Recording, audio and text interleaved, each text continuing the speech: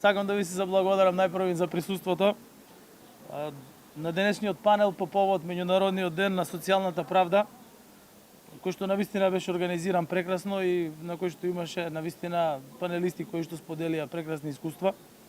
Се разви многу убава дискусија и навистина беше инспиративна и плодна дискусија, која што на крајот резултираше и со неколку иницијативи кои што ќе бидат преточени во законски решенија во периодот пред нас.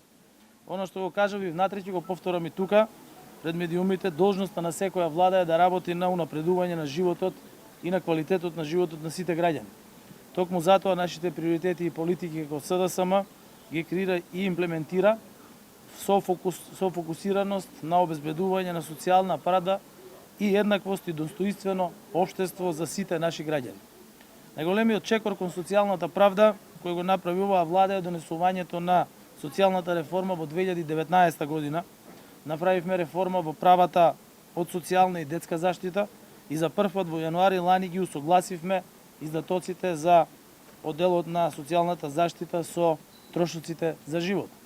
Инаку, ако ги споредиме со 2016-17 година, денес трошоците од социјална заштита се поголеми за 300%, а само во текот на минатата година беа зголемени за 14,2%, а оваа година во јануари за 9,3%. Грижата за сите не е и не може да биде само слоган, тоа е наша темелна вредност врз основа на која се креираат сите политики и мерки за еднакви можности за подобар живот и секако за секој граѓанин кој што има потреба од вакви мерки. Токму затоа системски ги решивме и минималната плата и методологијата за пензиите.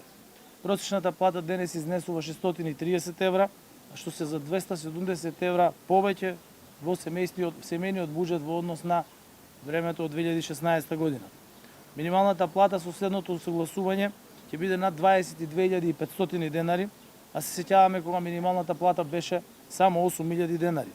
Ние застанавме на страната на работниците, воспоставивме социјален диалог со синдикатите и резултатот е зголемени и минимална плата и просечна плата.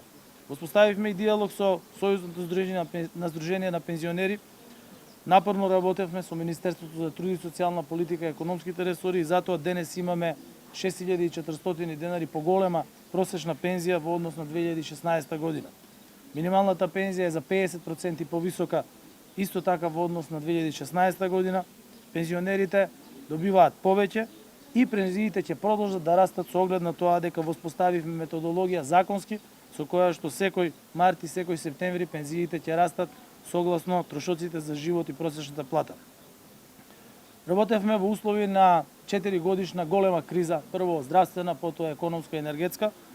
Меѓутоа, во текот на тие години вративме 2,6 милиарди евра кај граѓаните со неколку антикризни пакети на мерки. Успеавме да ги заштитиме стандарот на граѓаните, помогнавме на учениците, студентите, младите, пензионерите, ранливите категории на граѓани, самохраните родители, домаќинствата со ниски приходи, земјоделците и компаниите. И никој не беше оставен сам. После повеќе од 15 години потпишавме и општ колективен договор со јавниот сектор. Во нашата држава овозможивме секој да има право на регрес за годишен одмор. Оваа година за прв пат вработените исто така во меѓуопштинските центри за социјална работа се стекнаа со ова право кој никогаш не го имале.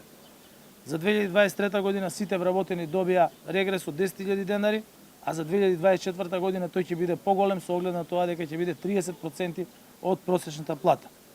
Јас сум горчо, сум председател на Социјалдемократски сојуз на Македонија, на прогресивна партија, која изминатите години се бори за социјална еднаквост, за разлика од нашите претходници, кои креираа политики да имаат повеќе побогати на грбот на сиромашните граѓани, да се создава нееднаквост, тие создадоа социјална неправда, огромна стапка на сиромаштија во државата и држава во која работниците се продаваа како ефтина работна сила за 8.000 денари минимална плата.